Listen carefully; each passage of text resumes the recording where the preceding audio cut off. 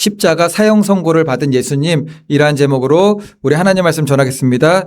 이제 지난 시간까지는 예수님께서 재판받으시고 본디오 빌라도, 로마로부터 파송된 총독 빌라도로부터 사형 판결, 이제 거기까지 살펴봤습니다. 오늘 말씀부터는 이제 십자가 사형 선고를 받으신 예수님께서 영혼이 떠나가시기 전까지 이제 십자가에 매달려 계실 때 6시간쯤 된다고 하는데 그 시간 동안에 있었던 사건입니다. 우리가 십자가에서 있었던 일하면은 이제 가상 7원 해가지고 예수님께서 십자가에 못 박혀 죽으실 때 이제 하셨던 말씀들이 나오는데 요한복음에는 이제 좀 다른 각도의 말씀이 이제 기록되어 있습니다. 우리 17절 말씀부터 우리 한 절씩 말씀을 좀 나눠보겠습니다. 19장 17절 그들이 예수를 다 같이 읽습니다. 시작.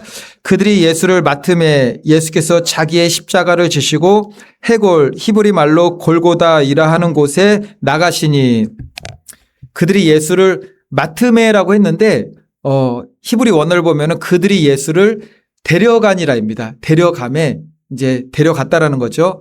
총독 빌라도에 의해서 결국 이제 사형 선고 받은 예수님께서 마침내 십자가에서 죽으시기 위해서 그 맞는 때를 맞았다라는 거죠. 이제 데려갔어요. 예수님께서 빌립보서 2장 8절 그 말씀의 때가 이제 성취가 되는 겁니다. 사람의 모양으로 나타나사 자기를 낮추시고 죽기까지 복종하셨으니 곧 십자가의 죽으심이라. 예수님 공생의 사역 기간에는 아직 하나님의 때가 되지 않았을 때는 무리들이 특별히 종교 지도자들이 예수님을 잡으러 오셨을 때 막 피하시는 이야기들이 좀 나와요. 피하시고 어떻게 하나님의 신적인 능력 가운데 그 자리를 피하시고 빠져나가시고 그런 내용들이 있습니다. 그런데 겟세마네 동산에서 붙잡히시고 결박되어 체포될 때부터는 예수님께서 십자가에 죽으시는 그날까지 단 한순간도 피하시지도 않아요. 반항하지도 않으세요. 억지로 떠밀려서 가기 싫은 길을 가지도 않습니다. 어린 양같이 이끄는 대로 다 이끌림 받아서 죽음을 맞이하게 되는 거죠. 이사야서 53장 7절 말씀의 예언이 성취되는 겁니다. 그가 곤욕을 당하여 괴로울 때에도 그의 입을 열지 아니하였으며 마치 도수장으로 끌려가는 어린 양과 털 깎는 자 앞에서 잠잠한 양같이 그의 입을 열지 아니하였도다. 우리 재판장 가면은 막 자기 변호하잖아요. 그래서 내 힘으로 안 되니까는 내 언변으로 안 되니까는 돈을 들여서라도 내 대신 말할 수 있는 변호사, 대형 로펌이니 대단한 사람들 막 한 명 아닐 때도 있잖아요. 막 여러 명, 막 8명, 9명씩 막 이렇게 팀을 짜가지고 막 변호할 수 있도록 하는데 예수님은 그것도 안 하셨어요. 그리고 물어봐도 대답도 안 하세요. 그럴 때가 있었다는 것입니다. 그러니까 성경의 말씀을 묵묵히 이제 십자가의 때가 이르게 되니 감당하셨다라는 겁니다. 그리고 이어지는 말씀 보면은 예수께서 자기의 십자가를 지시고 해골 히브리 말로 골고다 이라는 곳에 나가시니 자기 십자가입니다. 예수님도 자기 십자가 지셨어요. 근데 예수님께서 지신 자기 십자가는 온 인류에 대한 그 구속에 대한 십자가죠. 그러니까 예수님께서 나의 십자가를 지심에 있어서 승리하셨다라는 거예요. 그러니까 우리도 예수님의 발자취를 따라가면은 아무리 힘들고 어려운 십자가 같아도 감당할 수가 있어요. 왜냐하면은 예수님께서 내 십자가를 다 감당하셨어요. 이걸 믿음으로 가는 겁니다. 예수님께서 한참 공생의 사역을 감당하시며 따르는 무리들에게 가르치시는 말씀이 있어요. 누가복음 9장 27절 보니까는 또 무리에게 이르시되 아무든지 나를 따라오려거든 자기를 부인하고 날마다예요. 날마다 제 십자가를 지고 따를 것이니라. 우리 사람들 중에서 이런 말 많이 하잖아요. 너무 힘들어, 너무 고통스러워. 이것도 다 십자가거든요. 나의 사명의 십자가도 있고 내가 짊어질 무게의 십자가 다 있습니다. 가족의 가장이라면은 가장의 십자가가 있고 어디 부서에 속해 있다면은 거기 팀장이든지 직분을 맡은 사람으로서의 그 무게의 십자가가 다 있는 거죠. 다 감당할 수 있어요. 인간적인 눈으로 내가 그 일을 맡을 때 보면은 나는 못하겠어요. 정말 못할 것 같은 거예요. 그리고 정말 못해요, 우리는. 근데 주님께서 온 인류에 오고 가는 모든 세대의 십자가를 다 지셨기 때문에 믿음으로 나아가면은 주님의 능력을 힘입어 감당할 수 있다라는 것입니다. 그리고 실제로 예수님께서 날마다 자기를 부인하고 십자가를 지라고 말씀하셨는데 그것이 말뿐인 것이 아니라 예수님께서 자기 십자가를 지시는 최고의 삶의 모범을 보여주셨다라는 거죠. 그런데 예수님께서 이 십자가는 어떤 십자가죠? 이제 십자가를 지고 가시는데 돌 십자가인가요? 아니면 쇠 십자가인가요? 아니면은 보석 십자가인가요? 나무 십자가잖아요. 나무 십자가를 지고 가시는 모습을 볼 때 또 하나 연상되는 그림이 하나 있지 않습니까?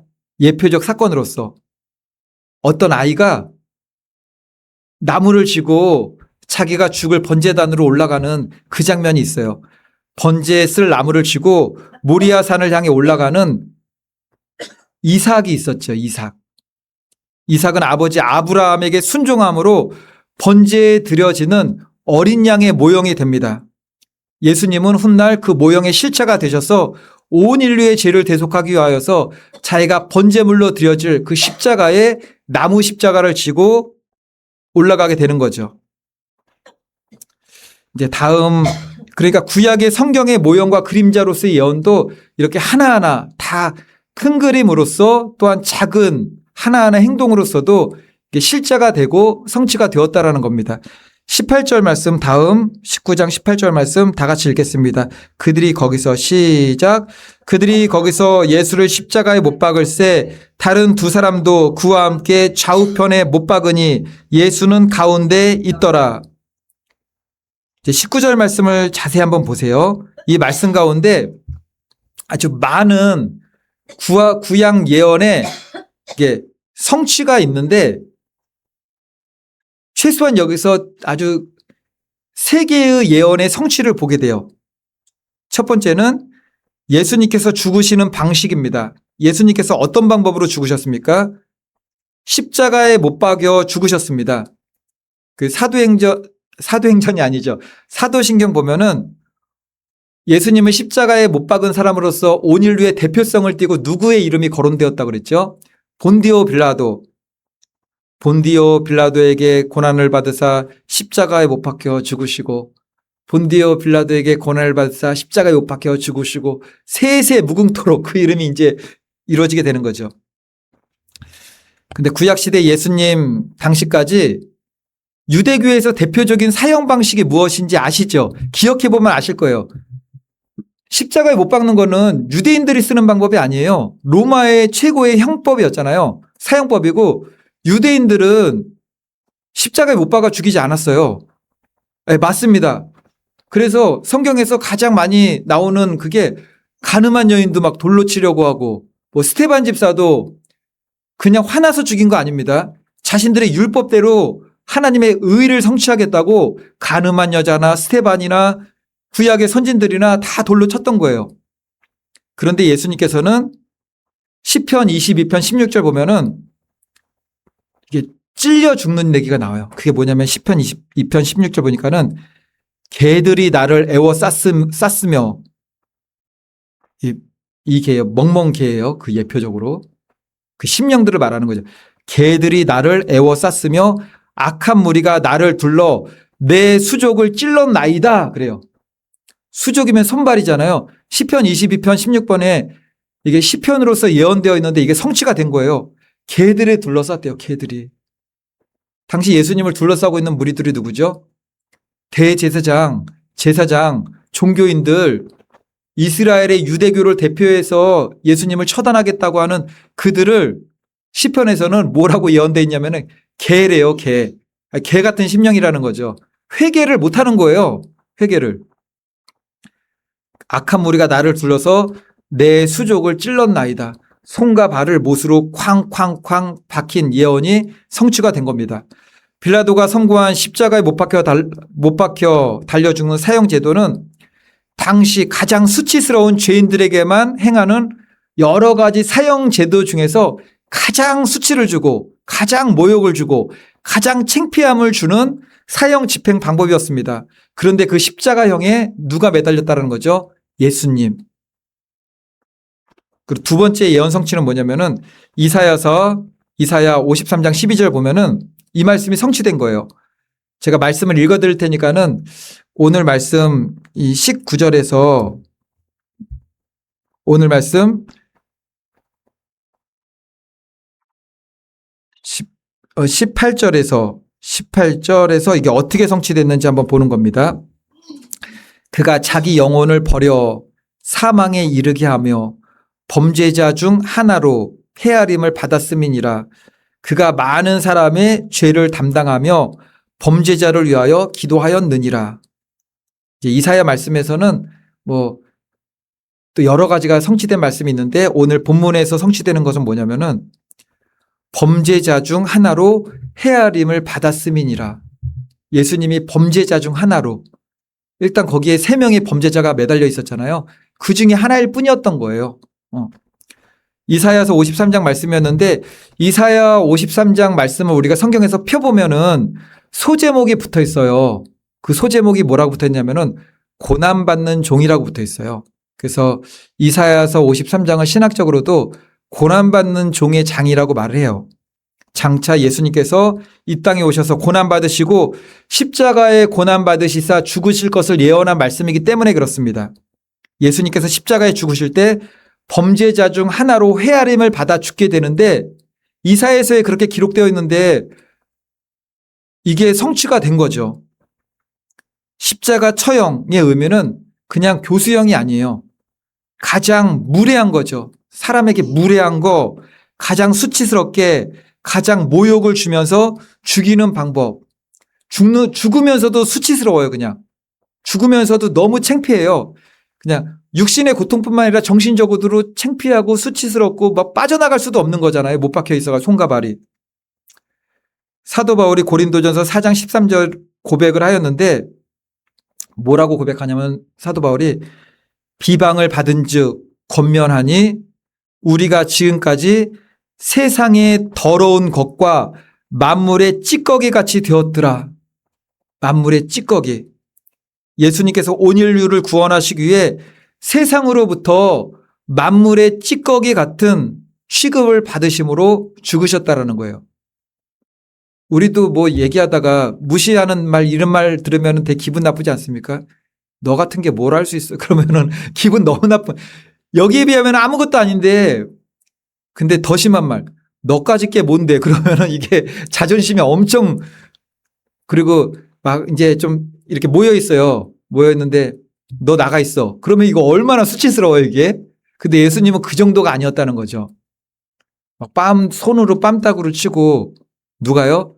그래서 비슷비슷한 사람이 아니에요.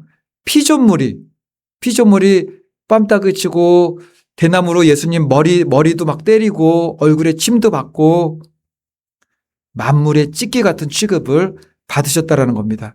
그런데 그 본이 되셨어요. 그러니까 사도 바울도 고백하는 거잖아요.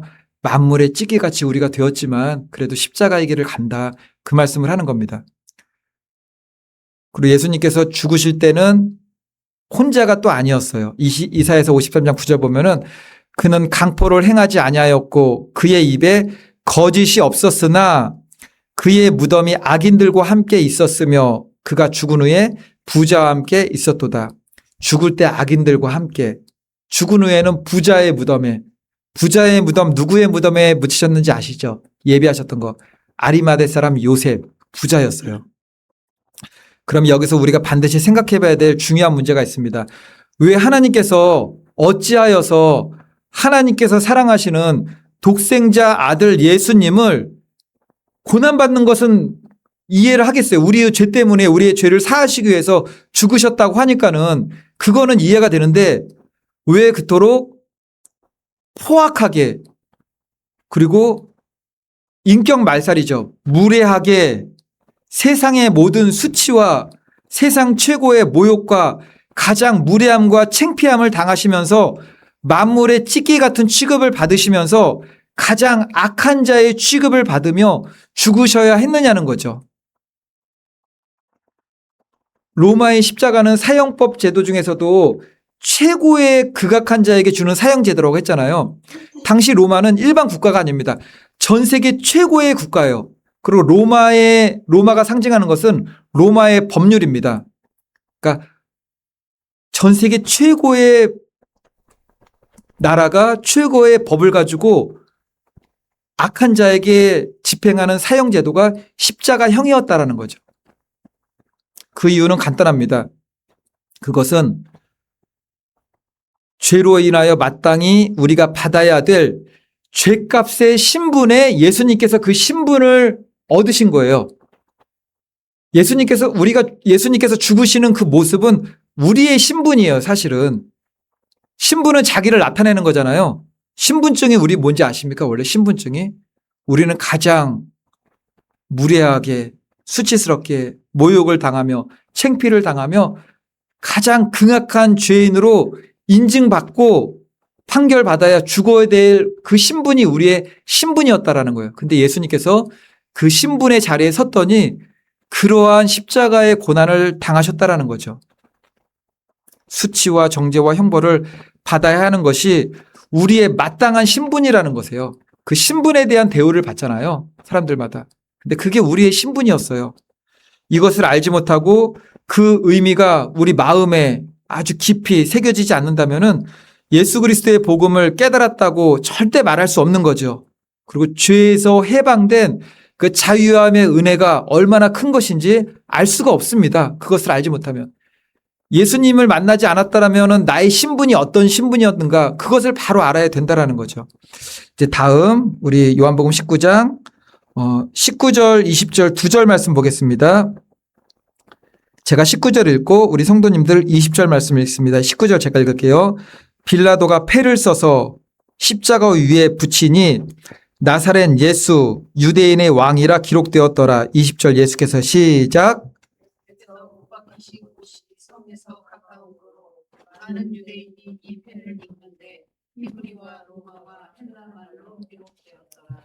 아멘. 예수님께서 십자가에 못 박히셨는데 그 십자가 위에 팻말 하나가 붙어 있었고 그 팻말에는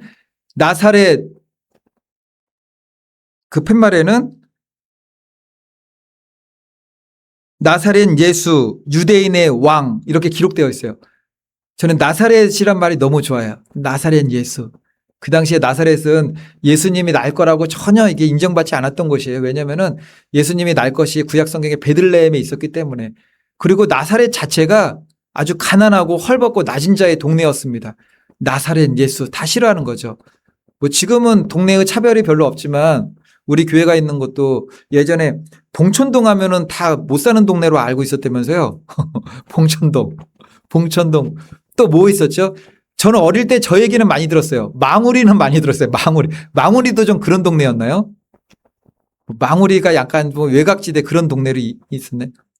그죠? 공동묘지, 망우리 공동묘지, 망우리. 예.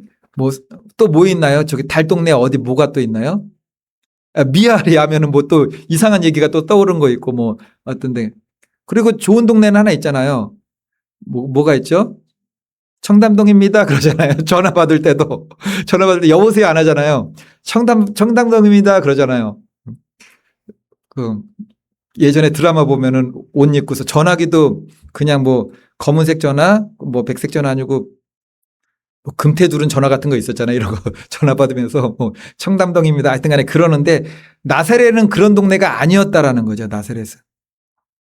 나사렛은 굳이 비교하자면은 봉천동이에요. 봉천동 그냥 봉천동 미아리에 미아리 그런 동네였다는 거죠. 그래가지고 사람들 어디 사냐고 물어볼 때 뭐 저 압구정동 살아요. 뭐 어디 살아요. 지금은 다 얘기하지만 예전에는 자기 동네 말하기 힘들면은 저는 관악구 살아요 그러잖아요. 그냥 관악구 저희 강동구 살아요. 뭐 아니면 강북 살아요. 강남 살아요. 그렇게 얘기하잖아요. 어쨌든 그랬다라는 거죠.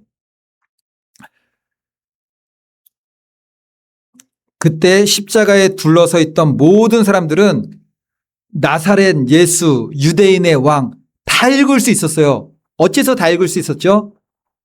그게 그냥 유대인들이 나사렛 예수 유대인의 왕이라고 쓴 것이 아니라 빌라도가 써붙였어요.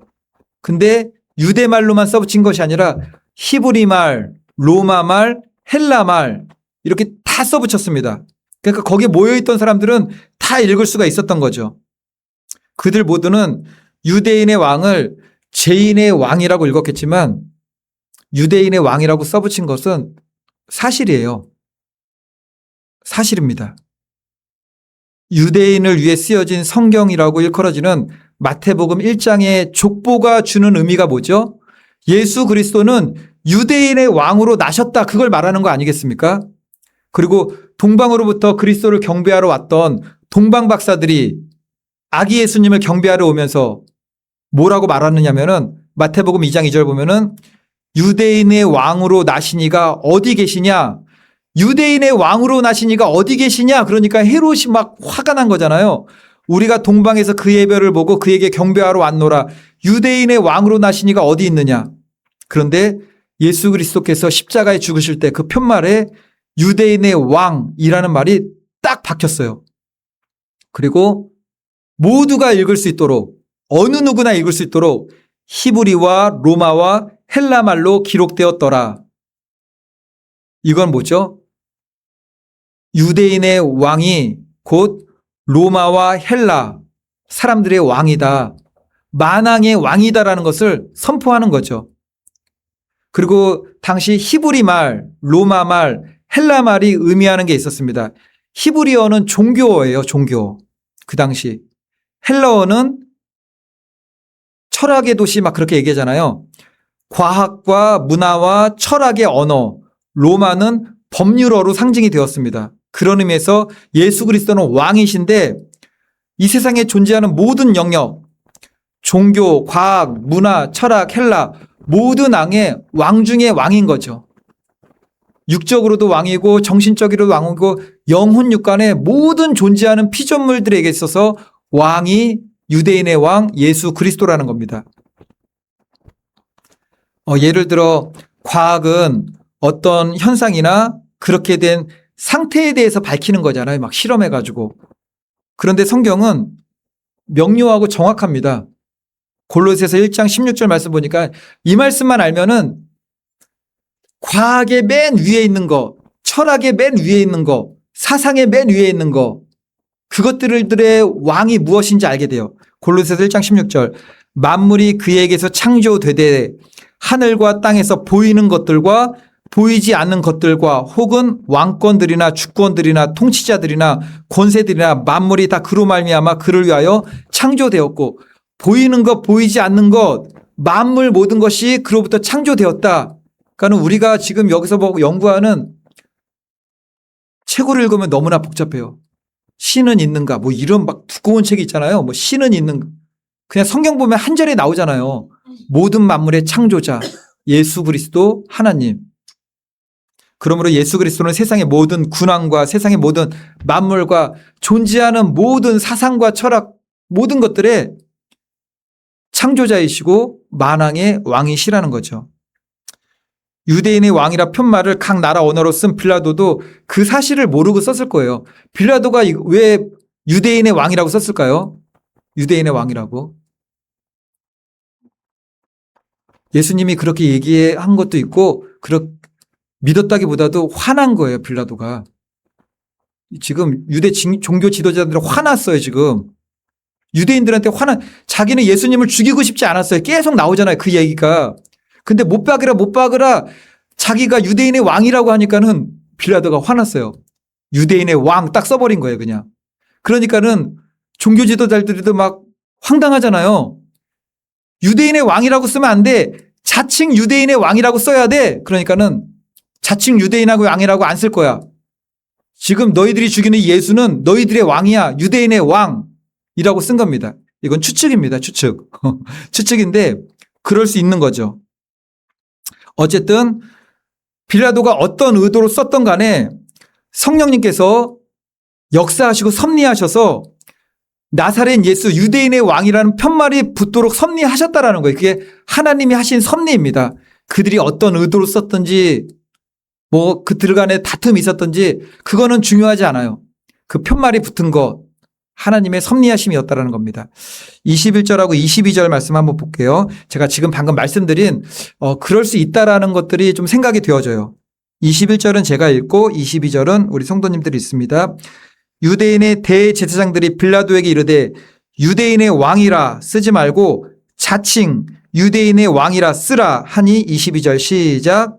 빌라도가 대답하되 내가 쓸 것을 썼다 하니라. 아멘. 21절에서 유대인의 왕이라 쓰지 말고 자칭이에요. 자칭 유대인의 왕이라고 쓰라라고 누가 말했습니까? 여기서 이게 굉장히 중요해요. 21절 잘 보세요. 유대인의 왕이라 쓰지 말고 자칭 유대인의 왕이라 쓰라. 빌라도에게 그걸 요구한 사람들이 누구입니까? 대제사장. 대제사장은 유대 모든 종교 기관과 종교 지도자들의 대표입니다. 그러니까 대제사장이 예수님을 향해서 그는 유대인의 왕이 아니다라고 얘기하는 거잖아요. 걔는 자기 혼자 유대인의 왕이라고 말하는 거야. 우리는 인정하지 않아. 누가요? 대제사장들이 하나님이신 그분이 사람의 모양으로 이 땅에 오셨는데 그분은 왕이 아니야라고 이제 얘기를 한 거죠. 그러면 반대로 질문해 보겠습니다. 예수님을 자신들의 왕으로 인정하지 않는 대제사장과 종교인 무리들을 하나님께서는 그렇다면은 그들은 나의 일꾼이요, 나의 대제사장이었다라고 인정하시겠습니까? 자신들이 하나님을 인정하지 않았는데 하나님이 그들을 인정하실까요? 예수님께서 마태복음 10장 32절, 33절에서 말씀하셨습니다. 누구든지 사람 앞에서 나를 시인하면 나도 하늘에 계신 내 아버지 앞에서 그를 시인할 것이요. 누구든지 사람 앞에서 나를 부인하면 나도 하늘에 계신 내 아버지 앞에서 그를 부인하리라. 대제사장은 빌라도에게 자칭 유대인의 왕으로 바꾸어 달라고 요구했지만 빌라도는 바꾸지 않고 유대인의 왕 그대로 유지합니다. 물론 빌라도도 예수님께 사형 집행을 내린 인물이잖아요. 예수님에 대해서 호감이 있었어요. 빌라도의 보고서라는 책이 있다고 제가 말씀을 드렸죠. 그래서 예수님을 그리스도라고 믿진 않았지만 죄가 없다는 것을 알았고 선한 영향력을 끼치는 인물로는 인식을 했어요. 근데 그리스도로 믿진 않았던 거죠. 어쨌든 간에 빌라도는 최후에는 저주받은 인물로 그냥 결말이 났습니다. 본디오 빌라도에게 고난을 받으사 십자가에 못 박혀 죽으시고, 하지만 하나님께서 하나님의 역사를 이루심에 있어서 선한 사람들도 악인들도 다 사용하세요. 그래서 합력하여 선을 이룬다라는 것은 우리 믿음의 사람들이 모여서 하나님의 일을 감당하는 것도 되지만 하나님께서 하나님의 일을 일을 이루실 때는 악인들까지도 도구로서 사용을 하신다라는 거죠. 이때 하나님의 뜻을 받아 쓰는 서기 역할을 했던 것 같아요. 서기 역할. 우리가 뭘 받아 쓰는 사람을 서기잖아요. 그는 나사렛 예수 유대인의 왕이야 라고 했더니 받아 쓰는 서기처럼 편말로 만들어가지고 딱 붙였더라는 거죠. 우리가 믿는 그리스도는 자칭 그리스도가 아니라는 거죠. 아니라. 근데 나사렛 예수 유대인의 왕 이 편말이 붙었을 때 처음으로 가장 큰 혜택을 입은 사람이 누구일까요? 그 말씀대로 구원받은 사람.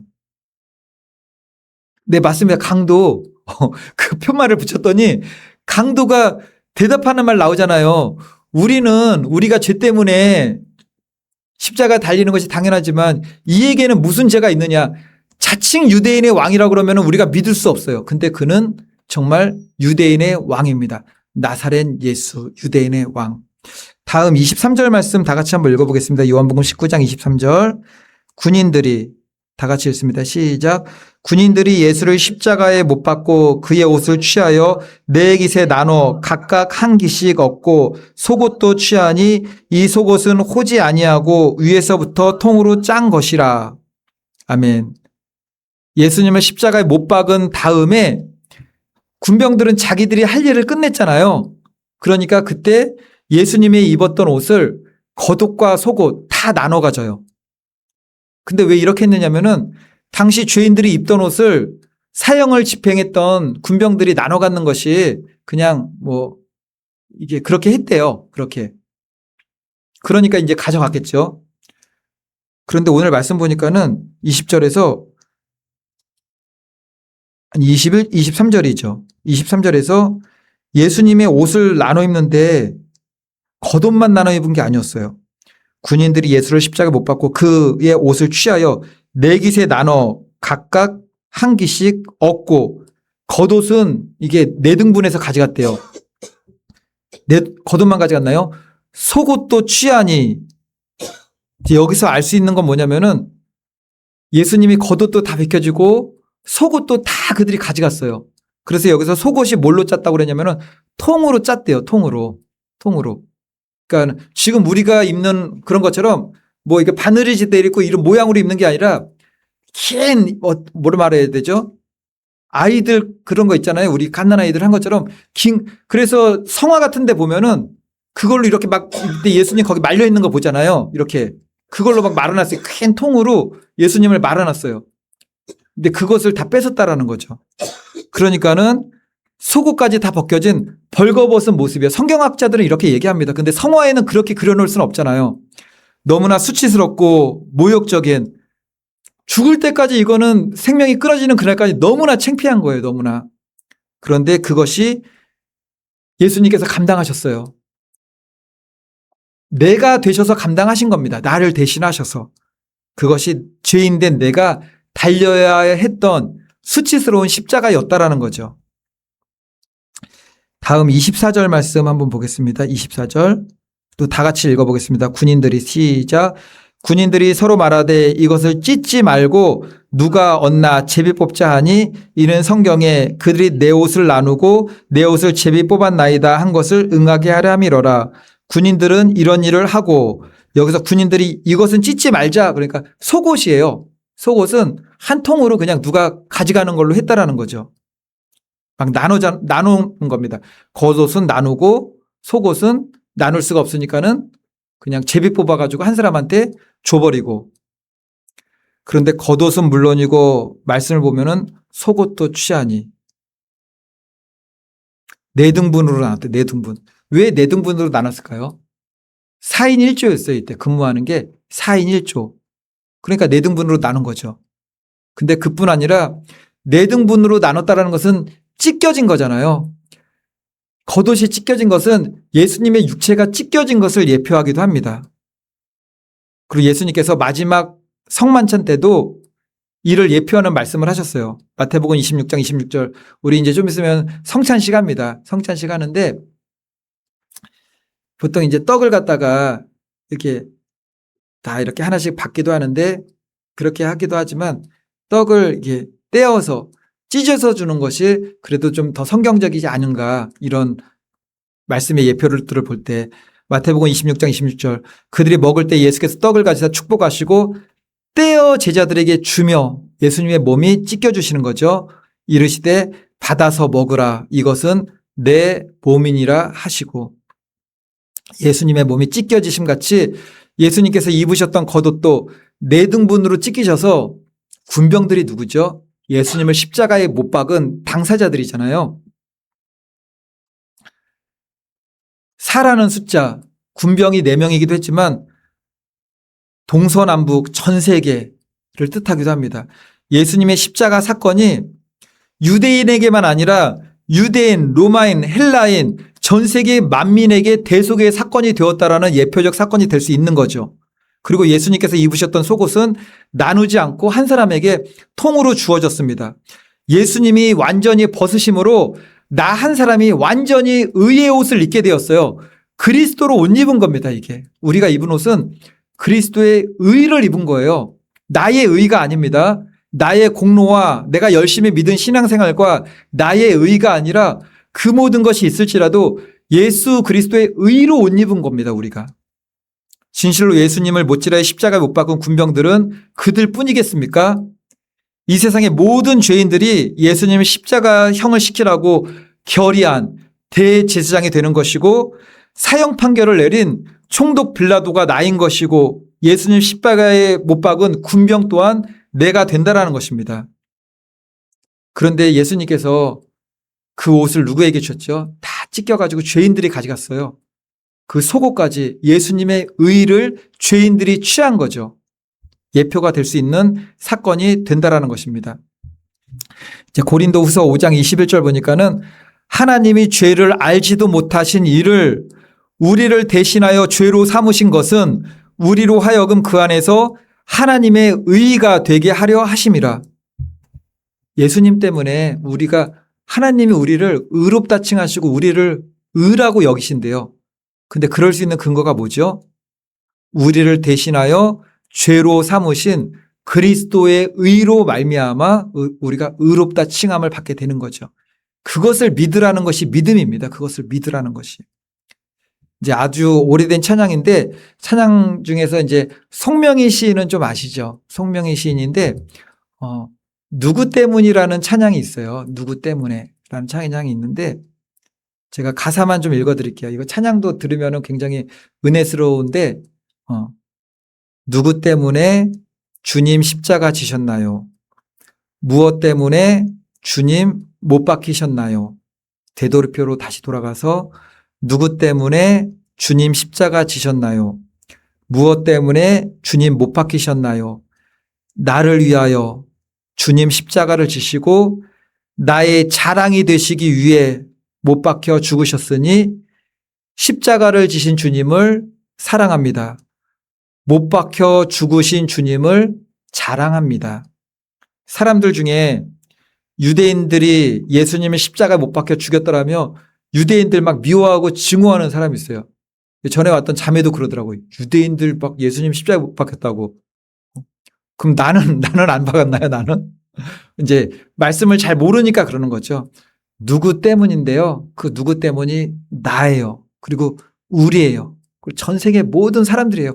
오고 가는 모든 사람, 아담부터 시작해가지고 세상 종말에 있을 마지막에 태어나는 그 사람까지 모든 일을 위해서 무엇 때문에, 누구 때문에. 이제 다음 25절 말씀 읽겠습니다. 25절 말씀 조금 읽고 이거 말씀 조금만 다루고서 오늘 말씀을 마치겠습니다. 25절 다 같이 읽겠습니다. 시작. 예수의 십자가 곁에는 그의 어머니와 이모와 글로바의 아내 마리아와 막달라 마리아가 섰는지라. 아멘. 이제 여기는 4명의 여인이 나오는데요. 4명의 여인이 아니라 총 5명의 사람이에요. 4명은 이제 25절에 기록되어 있던 것처럼 다 여인들이었어요. 그러면 성경 퀴즈 내겠습니다. 이제 이름은 4명이 기록되어 있는데 총 5명이고 그 5명 중에 1명인 사람은 남자입니다. 그 남자는 누구일까요? 예, 맞습니다. 요한이에요. 요한. 지금 요한이 자기를 갖다가 이름을 쓰진 않았죠. 근데 그 밑에 또 써요. 주께서 사랑하시는 자였다고 자기 이름을 이제 그렇게 씁니다. 이제 5명인데 그들이 지금 어디에 있다고 하였습니까? 이게 너무 은혜스러워요. 멀리 서서 예수님을 바라보고 있는 게 아니에요. 예수님 지금 십자가에 달렸을 때 사형 구경하는 사람들 많잖아요. 야, 결국에는 저렇게 죽는구나. 그 무리들 중에 있지도 않고 성경은 그들이 예수의 십자가 곁에 있다고 말해요. 예수의 십자가 곁에. 이 사람들에 대해서 간단히 살펴보면은 예수님의 어머니 마리아가 있잖아요. 이 마리아가 이 순간을 통해서 예수님 출생할 때 예수님의 출생을 본 2명의 나이 먹은 늙은 선지자 2명이 있었어요. 그 선지자가 이름이 좀 기억나십니까? 시므온과 안나 선지자가 있었잖아요. 그러니까는 그 선지자들이 지금으로부터 30여 년 전에 있었던 거잖아요. 30여 년 전에 시므온이 마리아에게 예언한 게 있어요. 그게 누가복음 2장 35절에 나오는데 또 칼이 내 마음을 찌르는 듯 하리니 이는 여러 사람의 마음의 생각을 드러내려 함이니라 하더라. 또 칼이 내 마음을 찌르듯 하리니 이게 무슨 말인지 아마 몰랐을 거예요. 이게 마리아는 칼이 내 마음을 찌르는 듯 하리니 지금 예수님은 십자가에 못 박혀 죽어가고 있습니다. 예수님은 하나님의 아들이시기도 하지만 성령으로 잉태되어 마리아의 몸을 통해서 마리아가 임신했고 뱃속에서 다 키웠어요. 그 마리아가 예수님의 십자가에서 죽는 것을 가장 가까이 곁에서 그냥 지켜보고 있는 거예요. 자기 아들이 지켜보고 있는 거죠. 칼이 마리아의 마음을 찌르는 듯한 상황을 지금 예언의 성취를 겪고 있는 거죠. 이제 그리고 둘째로 이제 글로바의 아내 마리아 나오잖아요. 글로바의 아내 마리아. 이 글로바의 아내 마리아, 이 여인들은 막달라 마리아 말고는 우리가 잘 알지 못하는 마리아예요. 왜냐면은 성경에 이름이 많이 나오지 않아요. 근데 이 글로바의 아내 마리아가 또 어디 나오냐면은 결정적인 순간에 2번 이렇게 등장합니다. 한 번은 여기서 등장했죠. 예수의 십자가 곁에. 그리고 또 한 번 어디 등장하시는지 아십니까? 안식 후 첫날 새벽 예수님의 부활을 보러 안식 후 첫날 새벽 예수님의 부활을 보려고 갔던 건 아니고 예수님을 이제 볼 수 있는 시간이 되었기 때문에 무덤으로 달려가는 그 여인 중에 하나가 또한 글로바의 아내 마리아였어요. 그러니까 예수님 십자가 곁에도 있었고 부활의 현장에도 달려가던 여인이 이 여인이었다라는 거죠. 그리고 또 한 사람은 막달라 마리아는 아시죠? 7 귀신 들려가지고 평범한 인생이 아니라 미친 인생을 살았어요. 예수님을 만나 그리스도 안에서 새 인생을 살게 되었습니다. 그러니까 좀 안타깝죠. 제자들은 아무도 없어요. 제자들은. 요한만 좀 남아있는 거고 25절 읽을 때 이들 모두 너무나 복된 사람들이죠. 가장 먼저는 십자가 곁에 있었고 잘 되고 형통하고 잘 나가고 함께 웃고 함께 즐거워하고 함께 영광을 누릴 때는 누구나 함께 있을 수가 있고 함께 있고 싶어 합니다. 예수님께서 예루살렘 입성하실 때 백성들 반응이 어땠습니까? 드디어 로마로부터 우리를 해방시켜줄 왕이 오시는구나 생각하니까는 호산나 다윗의 자손 예수여 가장 높은 곳에 하나님의 영광입니다. 이스라엘 왕이시여 막 난리 났잖아요. 이렇게 반길 때는 무슨 허물이 있고 뭐 실수가 있어도 아랑곳하지 않아요. 예수님이 이때 못 타고 예루살렘 들어갔죠. 나귀 타고 나귀 새끼 타고 들어가요. 나귀 새끼 타고 허물이 안 됐어요. 허물이 안 돼요. 이게 나귀 새끼를 타던 옷을 이게 허술하게 입던 이게 아무런 흠이 안 되는데 한번 마음이 돌아서게 되니까는 뭐 말만 하면은 다 꼬투리가 되는 거죠. 그런데 예수님께서 자기들이 기대했던 대로 오지 않으니까는 마음이 돌아서서 죽이려고 마음을 먹습니다. 그랬더니 이제는 흉악한 강도요 살인자인 바라바만큼도 취급을 못 받아가지고 바라바를 살려주고 예수를 못 박으라 그렇게 했다라는 거죠. 근데 이것이 우리의 악한 본성의 실체입니다. 그런데 이때 이들은 예수님 십자가 곁에 있었다라는 거죠. 너무나 은혜로운 거죠.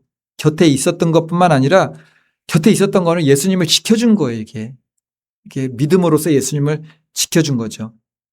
다음 26절부터는 우리 다음 시간에 보겠습니다. 잠깐 짧게 앞에만 좀 살펴볼게요. 26절 다 같이 읽겠습니다. 시작. 예수께서 자기의 어머니와 사랑하시는 제자가 곁에 서 있는 것을 보시고 자기의 어머니께 말씀하시되 여자여 보소서 아들이다 하시고 또 27절에서는 요한에게 내 어머니다 하시니까는 그때부터 이제 여인을 모시게 되잖아요. 성경의 두 축은 무엇이죠? 하나님 사랑과 이웃 사랑이잖아요. 모든 율법의 계명들이 하나님 사랑과 이웃 사랑 두 축에 있습니다. 율법의 대표적인 율법의 계명이 무엇이죠? 10계명이잖아요. 10가지 계명이 있는데 10계명도 두 축으로 돼 있어요. 하나님 사랑, 이웃 사랑, 대신과의 관계, 대인과의 관계. 대신과의 관계는 1계명부터 4계명까지, 제5계명부터 마지막 10계명까지는 대인과의 관계인데 대인과의 관계에서 첫 번째가 뭔지 아십니까?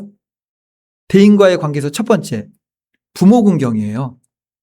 그래서 그리스도인들은 반드시 부모를 공경해야 됩니다. 이웃사랑의 첫 번째도 부모 공경이에요. 이게. 그 예수님께서 십자가에서 달리셔서 죽으시면서 부탁 하나를 하죠. 무엇을 부탁했습니까? 자신의 육신의 어머니였던 마리아를 그냥 놔두고 갈 수 없잖아요. 그러니까 요한에게 맡기는 거예요. 요한에게. 바라기는 저와 성도님들 모두 오늘 말씀 제목대로 십자가 사형 선고를 받으신 예수님 누구 때문입니까? 나 때문인 걸 알아야 되는 거죠. 무엇 때문에? 나의 죄 때문에. 이것을 알아야만 우리가 복음을 하나씩 하나씩 바로 깨달아갈 수 있다는 것입니다. 바라기는 저와 성도님들 모두 그럼에도 항상 십자가 곁에 계시고 예수님께서 부활하시는 그 부활의 증거에 참여하는 주님의 복된 일꾼들이 되시기를 예수님의 이름으로 축원을 드리겠습니다.